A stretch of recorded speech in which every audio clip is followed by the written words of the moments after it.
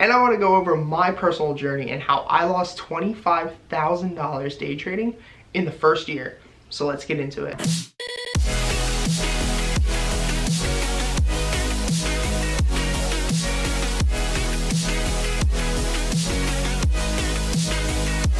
What is up, you guys? Pete DeCarlo here. Make sure you like, comment, and subscribe down below. If you haven't already, enter our Christmas giveaway. I will be announcing the winners on Christmas Eve. All you have to do is go to my Instagram, comment 2 of your friends down below on the post that says Christmas giveaway, and be subscribed to this YouTube channel. On Christmas Eve, I will be announcing 15 winners, so I hope to see you guys get a book. Now, for those of you who started trading or starting investing, you've probably heard that 95% of all traders fail. And yes, this is true, and I want to go over why that happens, why people lose money, and I want to go over my personal journey and how I lost $25,000 day trading in the first year. So let's get into it. For those of you who don't know, I started trading about 3 or 4 years ago, and I was doing pretty good. As a beginner trader, I started with about $3,000 or $4,000, and I was slowly growing my account. Now, one of the biggest things that gets in the way of beginner traders is the PDT rule. And if you don't know what that is, it's a pattern day trading rule that the SEC uses for people who have accounts that are smaller than 25,000. And now you might think to yourself, why would the SEC do this? And now, in the beginning, I was like, well, the SEC is doing this because they don't want everyone to be rich. If I could just buy and sell in a day as many times as I wanted, I'd be rich in no time. And no, that's not the truth. Actually, I did way worse when I had a full portfolio than when I was trading under the PDT rule. Because see, what happens is when you can only make 3 trades a week, you have to really know what those trades are. You think a lot more about the trade that you're taking. It allows you to plan them out better and set a better strategy. But I thought that once I got 25 grand, everything would be easy. So unfortunately, my mother passed away. I got some money and I was like, you know what? This is it. This is my time. My family's been poor my whole life, and I'm gonna start trading and I'm gonna pay for everything. I'm gonna be a millionaire. And yeah, that didn't happen. See, what actually happened was I started trading. I was doing pretty well. And I do keep a journal, and I kept a journal at the time, but I went from trading about 3 times a week to about 7 to 10 times a day. And every trade I used to take was about $5,000 at a time. Back then, I was looking for a 3% move with a 1% downside, which is a 3-to-1 risk ratio, which is pretty good when you're trading. Well, the difference was now I was trading with $10,000 and $20,000. So before, a 1% loss was 50 bucks. Well, now a 1% loss is $100 to $250, and at that time, I just wasn't ready for it. And honestly, a lot of people are like, well, how could you ever get ready to lose? Losing money is not fun, and that's true, but it's something you just get used to. And the problem was, because I had such a poor mentality and I had never seen this kind of money, whenever I would lose, I would think I was a complete failure, and I would think that I'm blowing my mother's money away, and my mother died and left me this, and now I'm just pissing it away like an idiot. And I was, because I wasn't treating it like a business, and I couldn't cut my losses. Because the thing is, when you're a trader, right, and you lose, it's more than just losing money if you're emotional. You think about your whole life that you've had, and you know, I was a loser growing up. I was a drug addict, I was an asshole, I bullied people, and I really was just a piece of shit. And every time I would lose, I would think about that. I would think that, here I go again, I'm a failure again. And it's like, you don't consciously think of this. This is subconsciously what's running through your mind. And so what happens is, when you're beginning and you're losing money, you just keep throwing more money into a position instead of just walking away and just taking the loss. And what ends up happening is, I have this thing that I call like your breaking point. So if you're down $50, you're like, I don't want to lose, I'll hold it, I'll add more, then you're down 100, then you're down 200, and you hit this point where you're like, I can't sell now. Like, I can't sell. Like, I don't want to eat that loss. And then you're down 3, 4, 5, 6, 7, 8. And I remember the worst loss I ever ate at one time was $4,000. And that was in like a 3-day period. And that was last December when the market was dying. And I was in TQQQ, which is a triple leveraged ETF. And I had, you know, I took $10,000 and I put another 10,000 in. And I put another 10,000 in and another 10,000. I just kept averaging down, and it eventually went back up, but I hit the point where I was down $4,000, and that was my breaking point, where you are so emotionally beat up that if you take another dollar loss, you can't live with yourself. You just can't deal with it. And that's when you finally put all the emotion aside and you're like, click, just walk away. And that's what I did. And I stopped trading for like 3 or 4 months, and I hated myself. I thought I was a failure, and I was like, day trading is for idiots. If you're a day trader, you're a loser. I can't believe you're this and that, and you know, all the stigma that happens. And you know, just because you can't do something doesn't mean it's not possible. There are people out there. It's just not as easy to be a trader as a lot of people make it seem. And one of the things that I've noticed through my journey is that money doesn't change me. Money doesn't make things different. You know, I was the same person, and I lived in the same house, and I was doing the same things with my same friends before I had that money from my mom passing away.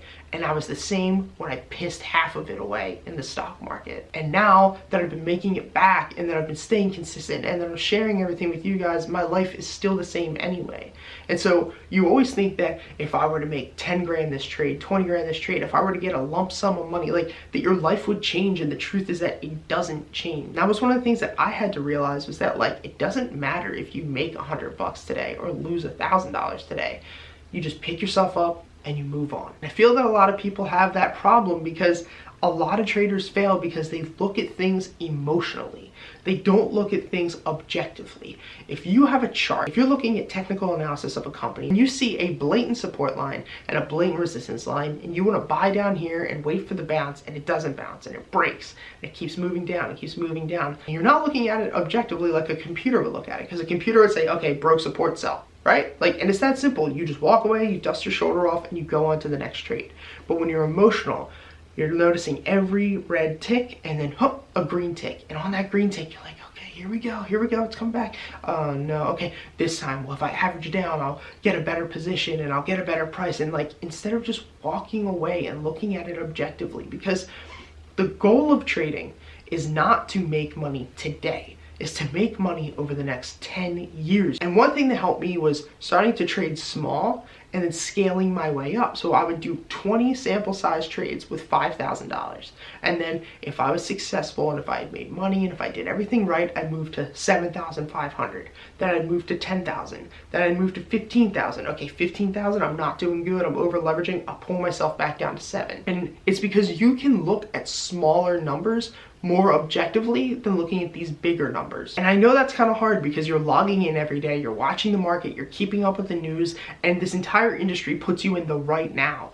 But you have to look at this as a long-term game. You have to realize that every day I just want to take a little bit of money from the market and I want to put it in my nest egg, and at the end of a decade I want to have a sizable amount of money. I'm not here to just grab everything and run away and never come back. You're here every day to just get a little bit of money out of the market. And now I want to talk about the whole 95% of traders fail and why it's really not as bad as you think it is. This is something that a YouTuber called the Duomo Initiative, I'll put their channel down there. It's a great channel for traders, but this is something that he said that really resonated with me. And if you think about it, it makes a lot of sense. If 95% of traders fail, which is true, let's break it down to the amount of people who actually take it seriously. So let's say that 1 out of 20 traders will be a consistent, successful trader. Now let's say that half of those people, and I think that that's generous because most of these people are not serious. They see a YouTuber, they see an Instagrammer, they see how easy it is to make money, and they don't take it seriously. They think they're just gonna hop on, follow a chart, join a Discord, everything's gonna be spoon-fed to them. Let's say that half of those people, but I think that's generous, but we'll say half. So 10 out of those 20 people are not gonna take this seriously at all, and they're not gonna be here within a year. So now you have a 1 in 10 chance of succeeding, or a 10% chance of being a consistent trader. Now, how many of these 10 people will actually kill their ego, learn from their mistakes, look at trading objectively, spend the time to become a better trader, and actually learn? Not just, oh, you know, I'm gonna do it better, like actually learn and understand themselves emotionally and mentally, because this is a psychological game. You have to understand yourself. You have to know how you tick. I know that I'm a greedy individual. I know that I am impatient. And that's why even a small thing I do for myself is I only trade 2 hours a day. Because if I sit there, the longer I'm there, the more trades I want to take because I'm greedy and I'm impatient. I would say cut that number in half again, because not a lot of people are actually going to learn. They're just going to do this for 6 or 7 months, fail, and be like, the stock market's a scam. Now we have 5. 1 in 5. And I know you guys will probably debate down there that, oh, your numbers are wrong, and right, like, we're just gonna do this for the sake of doing it, because this is what I personally feel. If you think it's different, comment down below what you think the numbers would be in your opinion. Let's say now there's 5 people left. These people are not here just because of marketing gurus. They're not here because of social media. They're not here to make a quick buck. They're actually learning from their mistakes. They're actually taking the time to understand themselves and their psychology, and they're looking at it as a long-term skill. How many of those 5 people are following an edge? How many of those people are logging and calculating everything that they do every single day? How many of them are testing patterns, testing out their methods? How many of them are spending 6, 7, 8 hours a day in front of the screen for the first couple years to really learn this, to treat this as a job? Now, how many of these people are investing in themselves outside of trading? How many of them are taking care of their mental health? How many of them are eating right? How many of them are taking care of their body? How many of these people are seeking coaching, different courses, and constantly learning? I would say 3 of those 5. So now we're down to 3 people. Now you have a 33% chance of being a successful trader. And now how many of these people are going to take it so seriously that they look at it as a 10-year skill? Because I know so many people who start trading, who do all this. Like, I know people who will be a part of a group, who will spend 8 hours a day in front of the charts, who will actually learn from their mistakes, but they're just not moving at a fast enough pace. You know, maybe they're making $20, $30 a day, but they want to make $500 a day. And that can happen, but you need to put in the time. You know, it's like anything. You can't just become a dentist in 4 years. Even if you do everything you need to do to become a dentist, you do a residency, you read every single book, you go to every course, you just can't be a dentist in 2 years. That's not how it works. And so even if you don't count that, you still have a 33% chance of being a consistent trader. I will be the first to tell you that you probably shouldn't be a trader and that this is not made for most people.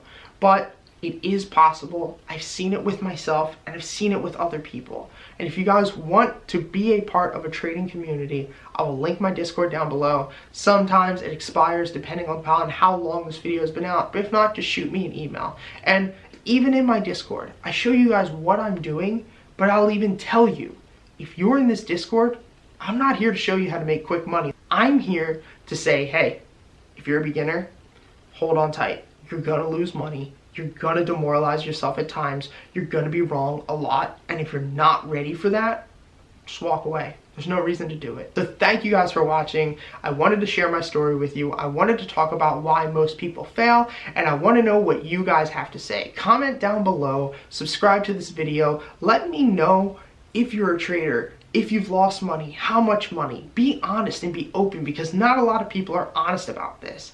And I want to thank you guys for watching. See you next time.